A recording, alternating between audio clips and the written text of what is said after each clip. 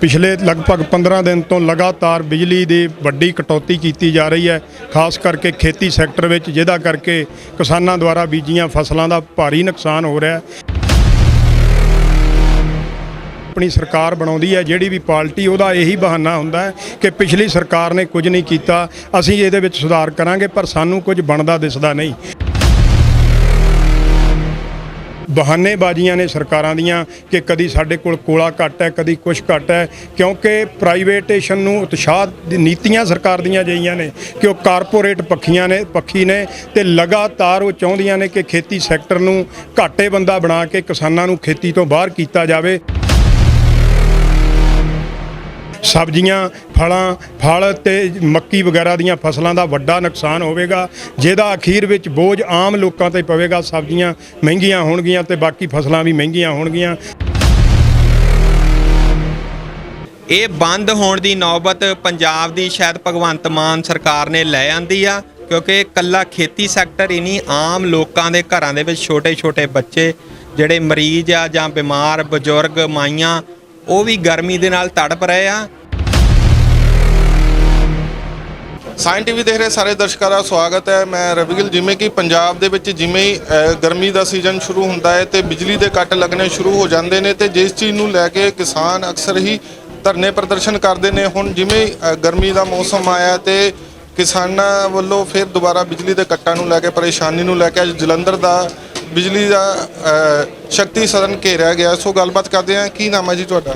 मैं सतिंदर सिंह मल्लिया, मुख बुलारा भारतीय किसान यूनियन जिला कपूरथला।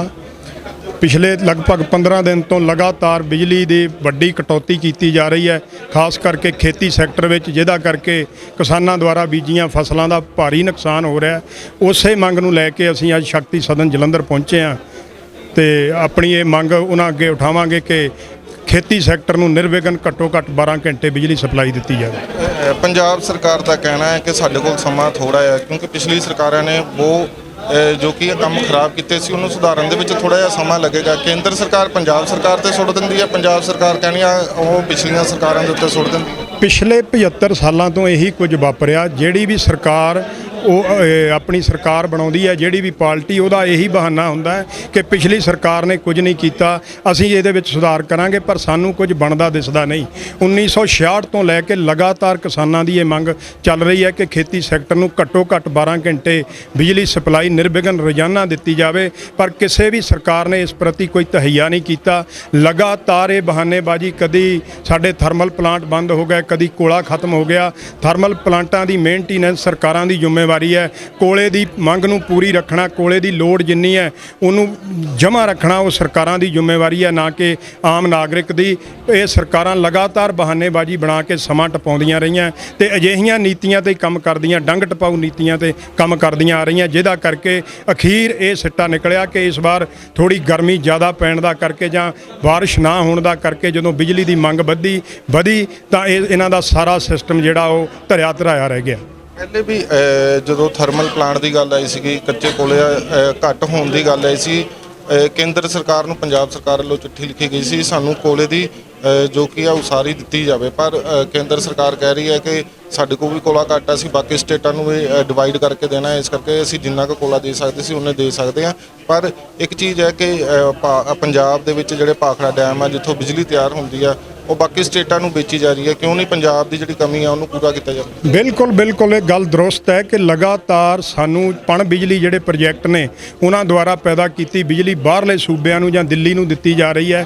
पंजाब ਨੂੰ लगातार कोले ਦੇ ਜਿਹੜੇ थर्मल ਚੱਲਦੇ ਨੇ ਉਹਨਾਂ ਦੀ ਬਿਜਲੀ ਦੀ ਸਪਲਾਈ ਦਿੱਤੀ ਜਾਂਦੀ ਹੈ, ਪਰ ਇਹ ਜਿਹੜੀਆਂ ਬਹਾਨੇਬਾਜ਼ੀਆਂ ਨੇ ਸਰਕਾਰਾਂ ਦੀਆਂ ਕਿ ਕਦੀ ਸਾਡੇ ਕੋਲ ਕੋਲਾ ਘੱਟ ਹੈ, ਕਦੀ ਕੁਛ ਘੱਟ ਹੈ, ਕਿਉਂਕਿ ਪ੍ਰਾਈਵੇਟੇਸ਼ਨ ਨੂੰ ਉਤਸ਼ਾਹ ਨੀਤੀਆਂ ਸਰਕਾਰ ਦੀਆਂ ਜਿਹੀਆਂ ਨੇ ਕਿ ਉਹ कारपोरेट पक्षी ने ते लगातार वो चाहुंदियां ने कि खेती सैक्टर नूं घाटे बंदा बना के किसानां नूं खेती तो बाहर किया जाए। उन्हां नीतियां दे तहत ही सरकारां लगातार बहानेबाजियां करके अजिही स्थिति पैदा करदियां ने जिहदे नाल आम लोकां नूं खास करके किसानां नूं वड्डी मुश्किल दा सामना करना पैंदा। पानी बिजली ना टाइम सिर आउण करके खेतां नूं ना पानी मिलण करके जिहड़ा फसलां दा नुकसान हुंदा उहदा जिम्मेवार कौन होएगा? ਬਿਲਕੁਲ ਜੀ ਬਿਲਕੁਲ। ਪਿਛਲੇ ਸਮੇਂ ਗਰਮੀ ਵੱਧ ਪੈਣ ਦਾ ਕਰਕੇ ਐਤਕੀ ਕਣਕ ਦਾ ਜਿਹੜਾ ਝਾੜ ਹੈ ਉਹ ਲਗਭਗ ਅੱਧਾ ਰਹਿ ਗਿਆ। ਸਰਕਾਰੀ ਅੰਕੜੇ ਵੀ ਇਹ ਦੱਸਦੇ ਨੇ ਕਿ ਇਸ ਵਾਰ ਕਣਕਾਂ ਦੇ ਝਾੜ ਬਹੁਤ ਵੱਡੀ ਮਾਤਰਾ ਵਿੱਚ ਘਟੇ ਨੇ ਤੇ ਆਸ਼ੰਕਾ ਇਹ ਹੈ ਕਿ ਜਿਸ ਤਰ੍ਹਾਂ ਬਿਜਲੀ ਦੀ ਸਪਲਾਈ ਠੱਪ ਕੀਤੀ ਗਈ ਹੈ ਜਾਂ ਘੱਟ ਦੇ ਦਿੱਤੀ ਜਾ ਰਹੀ ਹੈ ਕਿ ਆਉਣ ਵਾਲੇ ਸਮੇਂ ਵਿੱਚ ਸਬਜ਼ੀਆਂ ਫਲ ਤੇ ਮੱਕੀ ਵਗੈਰਾ ਦੀਆਂ ਫਸਲਾਂ ਦਾ ਵੱਡਾ ਨੁਕਸਾਨ ਹੋਵੇਗਾ, ਜਿਹਦਾ ਅਖੀਰ ਵਿੱਚ ਬੋਝ ਆਮ ਲੋਕਾਂ ਤੇ ਪਵੇਗਾ। ਸਬਜ਼ੀਆਂ ਮਹਿੰਗੀਆਂ ਹੋਣਗੀਆਂ ਤੇ ਬਾਕੀ ਫਸਲਾਂ ਵੀ ਮਹਿੰਗੀਆਂ ਹੋਣਗੀਆਂ। ਸਰਕਾਰ ਨੂੰ ਜ਼ਰੂਰ ਖੇਤੀ ਸੈਕਟਰ ਨੂੰ ਖਾਸ ਕਰਕੇ ਨਿਰਵਿਘਨ 12 ਘੰਟੇ ਬਿਜਲੀ ਸਪਲਾਈ ਜਾਰੀ ਕਰਨੀ ਚਾਹੀਦੀ ਹੈ। ਇੱਕ ਖੇਤ ਦੇ ਵਿੱਚ ਜਦੋਂ ਬੱਤੀ ਜਾਂਦੀ ਹੈ ਮੋਟਰ ਚਲਾਉਣ ਦੇ ਲਈ ਡੀਜ਼ਲ ਦੀ ਵੀ ਕਾਫੀ ਵਰਤੋਂ ਹੁੰਦੀ ਹੋਏਗੀ, ਪਰ ਹੁਣ ਤਾਂ ਡੀਜ਼ਲ ਦਾ ਰੇਟ ਵੀ ਬਹੁਤ ਜ਼ਿਆਦਾ ਹੋ ਚੁੱਕਾ ਹੈ। ਬਿਲਕੁਲ ਜੀ ਬਿਲਕੁਲ। ਜੇਕਰ ਕਿਸਾਨ ਜਨਰੇਟਰ ਦੀ ਵਰਤੋਂ ਕਰਦਾ ਹੈ ਤਾਂ ਘੱਟੋ ਘੱਟ 1 ਘੰਟੇ ਦਾ ਇੱਕ ਮੋਟਰ 4 ਲੀਟਰ ਤੇਲ ਬਲਦਾ ਹੈ ਤੇ 4 ਲੀਟਰ ਦਾ ਸਿੱਧਾ ਮਤਲਬ ਹੈ ਕਿ 400 ਰੁਪਏ ਘੰਟਾ ਇੱਕ ਮੋਟਰ ਚੱਲਦੀ ਹੈ। ਤੁਸੀਂ ਇਹ ਹਿਸਾਬ ਲਾ ਲਓ ਕਿ ਜੇਕਰ ਰੋਜ਼ ਦੀ 10 ਘੰਟੇ ਮੋਟਰ ਚੱਲਦੀ ਹੈ, 4000 ਦਾ ਡੀਜ਼ਲ ਇੱਕ ਮੋਟਰ ਤੇ ਕਿਸਾਨ ਫੂਕ ਰਿਹਾ ਹੈ, ਜੋ ਕਿ ਪਹਿਲਾਂ ਹੀ ਘਾਟੇਬੰਦ ਜਿਹੜਾ ਖੇਤੀ ਦਾ ਧੰਦਾ ਹੈ ਉਹਨੂੰ ਹੋਰ ਜਿੱਦਾਂ ਕਹਿੰਦੇ ਹੁੰਦੇ ਘਾਟੇ ਵਿੱਚ ਪਹੁੰਚਾਉਣ ਦੀ ਇਹ ਸਰਕਾਰ ਦੀ ਕੋਸ਼ਿਸ਼ ਹੈ। ਪਰ ਉਸ ਚੀਜ਼ ਦੇ ਨਾਲ ਮਹਿੰਗਾਈ ਤਾਂ ਵਧੇਗੀ ਪੰਜਾਬ। ਬਿਲਕੁਲ ਬਿਲਕੁਲ ਮਹਿੰਗਾਈ ਵਧੇਗੀ। ਸਬਜ਼ੀਆਂ ਅਗਰ ਖਰਾਬ ਹੋਣਗੀਆਂ ਤਾਂ ਕੁਦਰਤੀ ਗੱਲ ਹੈ ਕਿ ਸਬਜ਼ੀਆਂ ਦੇ ਰੇਟ ਵਧਣਗੇ। ਜੇਕਰ ਕਣਕ ਘੱਟ ਪੈਦਾ ਹੋਈ ਹੈ ਤਾਂ ਆਉਣ ਵਾਲੇ ਸਮੇਂ ਵਿੱਚ ਤੁਸੀਂ ਸਾਰੇ ਦੇਖੋਗੇ ਕਿ ਕਣਕ ਦਾ ਰੇਟ ਵਧੇਗਾ। ਜੇ ਮੱਕੀ ਨਹੀਂ ਪੂਰੀ ਹੋਵੇਗੀ ਤਾਂ ਮੱਕੀ ਦਾ ਰੇਟ ਵਧੇਗਾ। ਇਹ ਸਭ ਦਾ ਅਸਰ ਫਿਰ ਮਹਿੰਗਾਈ ਤੇ ਪਵੇਗਾ, ਜੋ ਕਿ ਆਮ ਲੋਕਾਂ ਦੇ ਢਿੱਡ ਤੇ ਹੀ ਉਹਦਾ ਅਸਰ ਹੋਣਾ ਹੈ। ਆਮ ਲੋਕਾਂ ਦੀ ਪਹੁੰਚ ਤੋਂ ਦੂਰ ਹੋ ਜਾਣਗੇ ਇਹ ਅਨਾਜ ਤੇ ਸਬਜ਼ੀਆਂ। ਹੁਣ ਮੀਟਿੰਗ ਹੁੰਦੀ ਹੈ, ਜੇ ਸਿੱਟਾ ਨਹੀਂ ਨਿਕਲਦਾ ਅਗਲੀ ਰਣਨੀਤੀ ਕੀ ਹੋਏ? ਬਿਲਕੁਲ ਬਿਲਕੁਲ। ਜੇਕਰ ਸਾਡੀ ਮੀਟਿੰਗ ਉਹਨਾਂ ਨਾਲ ਹੋਵੇਗੀ, ਜੇ ਕੋਈ ਸਿੱਟਾ ਨਹੀਂ ਨਿਕਲਦਾ ਤਾਂ ਸਾਡੀ ਕੋਰ ਕਮੇਟੀ ਜਿਵੇਂ ਆਪਸ ਵਿੱਚ ਸਲਾਹ ਕਰਕੇ ਕੋਈ ਫੈਸਲਾ ਕਰੇਗੀ ਤੇ ਲਗਾਤਾਰ ਇਹ ਧਰਨਾ ਲੰਮੇ ਸਮੇਂ ਤੱਕ ਵੀ ਚਲਾਇਆ ਜਾ ਸਕਦਾ ਹੈ। ਬਾਕੀ ਜਥੇਬੰਦੀਆਂ ਨਾਲ ਖਾਸ ਕਰਕੇ ਸੰਯੁਕਤ ਮੋਰਚੇ ਦੀਆਂ ਜੋ ਮੈਂਬਰ ਜਥੇਬੰਦੀਆਂ ਨੇ ਉਹਨਾਂ ਨਾਲ ਵੀ ਗੱਲ ਚੱਲ ਰਹੀ ਹੈ। ਹੋ ਸਕਦਾ ਹੈ ਆਉਣ ਵਾਲੇ ਦਿਨਾਂ ਵਿੱਚ ਅਸੀਂ ਸਮੁੱਚੇ ਪੰਜਾਬ ਵਿੱਚ ਕੋਈ ਬੰਦ ਦੀ ਕਾਲ ਦੇ ਕੇ ਇਸ ਸੰਘਰਸ਼ ਨੂੰ ਅੱਗੇ ਵਧਾਈਏ। ਕਿਵੇਂ ਦੇਖਦੇ ਹੋ ਕਿ ਬਾਰ-ਬਾਰ ਪੰਜਾਬ ਨੂੰ ਬੰਦ ਕੀਤਾ ਜਾਣਾ, ਚਾਹੇ ਕਿਸੇ ਵੀ ਮੁੱਦੇ ਤੇ ਹੋਵੇ, ਉਹ ਚੀਜ਼ ਦਾ ਵੀ ਅਸਰ ਤਾਂ ਆਮ ਲੋਕਾਂ ਦੇ ਉੱਤੇ ਪੈਂਦਾ ਹੀ ਹੈ? ਬਿਲਕੁਲ ਤੁਹਾਡੀ ਗੱਲ ਦਰੁਸਤ ਹੈ। ਮੈਂ ਸਰਬਜੀਤ ਸਿੰਘ ਧੀਰਪੁਰ, ਜਰਨਲ ਸਕੱਤਰ ਭਾਰਤੀ ਕਿਸਾਨ ਯੂਨੀਅਨ ਕਾਦੀਆਂ। ਤੁਸੀਂ ਜਿਹੜਾ ਮਸਲਾ ਉਠਾਇਆ ਕਿ ਸਾਡੇ ਵੀਰ ਦੀ ਗੱਲ ਦੇ ਵਿੱਚੋਂ ਕਿ ਬੰਦ ਕਰਨ ਦੇ ਨਾਲ ਅਸਰ ਪੈਂਦਾ ਪੰਜਾਬ ਦੇ ਉੱਤੇ, ਆਮ ਲੋਕਾਂ ਦੇ ਉੱਤੇ, ਪਰ ਪੰਜਾਬ ਨੇ ਬੰਦ ਉਦੋਂ ਹੋਣਾ ਹੁੰਦਾ ਹੈ ਜਦੋਂ ਪੂਰੇ ਪੰਜਾਬ ਦੇ ਲੋਕਾਂ ਨੂੰ ਇੱਕ ਦਰਪੇਸ਼ ਮੁਸ਼ਕਲ ਆਉਂਦੀ ਆ ਤੇ ਉਹਨੂੰ ਕੋਈ ਖਾਸ ਧਿਰ ਨਹੀਂ ਬੰਦ ਕਰਦੀ। ਉਹ ਆਪਣੇ ਆਪ ਲੋਕਾਂ ਦਾ ਰੋਸ ਮੁਜ਼ਾਹਰਾ ਆਪਣੇ ਆਪ ਪੰਜਾਬ ਨੂੰ ਬੰਦ ਕਰਦਾ ਹੈ ਤੇ ਉਸ ਪੰਜਾਬ ਦੇ ਬੰਦ ਹੋਏ ਦੀ ਤਕਲੀਫ ਦੁੱਖ ਸਾਡੇ ਕਿਸੇ ਇਨਸਾਨ ਨੂੰ ਨਹੀਂ ਹੁੰਦੀ, ਕਿਉਂਕਿ ਬੰਦ ਦੇ ਵਿੱਚ ਐਂਬੂਲੈਂਸਾਂ ਤੇ ਐਮਰਜੈਂਸੀ ਸੇਵਾਵਾਂ ਚੱਲਦੀਆਂ ਰਹਿੰਦੀਆਂ ਆ। ਇਹ ਬੰਦ ਹੋਣ ਦੀ ਨੌਬਤ ਪੰਜਾਬ ਦੀ ਸ਼ਾਇਦ ਭਗਵੰਤ ਮਾਨ ਸਰਕਾਰ ਨੇ ਲੈ ਆਂਦੀ ਆ, ਕਿਉਂਕਿ ਇਕੱਲਾ ਖੇਤੀ ਸੈਕਟਰ ਹੀ ਨਹੀਂ, ਆਮ ਲੋਕਾਂ ਦੇ ਘਰਾਂ ਦੇ ਵਿੱਚ ਛੋਟੇ ਬੱਚੇ ਜਿਹੜੇ ਮਰੀਜ਼ ਆ ਜਾਂ ਬਿਮਾਰ ਬਜ਼ੁਰਗ ਮਾਈਆਂ, ਉਹ ਵੀ ਗਰਮੀ ਦੇ ਨਾਲ ਤੜਪ ਰਹੇ ਆ। ਜੇ ਘਰਾਂ ਦੇ ਵਿੱਚ ਇਨਵਰਟਰ ਲੱਗੇ ਆ ਤੇ ਅੱਜ ਬਿਜਲੀ ਇੰਨੀ ਵੀ ਨਹੀਂ ਪਹੁੰਚ ਰਹੀ ਕਿ ਉਹ ਇਨਵਰਟਰ ਚਾਰਜ ਹੋ ਕੇ ਉਹਨਾਂ ਨੂੰ ਗਰਮੀ ਤੋਂ ਰਾਹਤ ਦਿਵਾ ਸਕਣ। ਇਹ ਬੰਦ ਹੋਣ ਵਾਲੀ ਕਾਲ ਹੈ ਜਿਹੜੀ, ਇਹਦੇ ਵਾਸਤੇ ਜ਼ਿੰਮੇਵਾਰ ਪੰਜਾਬ ਸਰਕਾਰ ਹੋਊਗੀ ਤੇ ਇਹ ਆਮ ਲੋਕਾਂ ਵੱਲੋਂ ਬੰਦ ਕੀਤਾ ਜਾਊਗਾ। ਮਾਨ ਸਾਹਿਬ ਦਾ ਤਾਂ ਇਹ ਕਹਿਣਾ ਹੈ ਕਿ ਸਾਰੇ ਧਰਨੇ ਪ੍ਰਦਰਸ਼ਨ ਤੋਂ ਰੋਕਿਆ ਜਾਵੇ, ਬੈਠ ਕੇ ਸਿੱਟਾ ਹੱਲ ਕੀਤਾ ਜਾਵੇ, ਕਿਉਂਕਿ ਜਿਹੜੀਆਂ ਪੁਰਾਣੀਆਂ ਸਰਕਾਰਾਂ ਸੀ ਉਹਨਾਂ ਨੇ ਬਹੁਤ ਕੁਝ ਖਰਾਬ ਕੀਤਾ।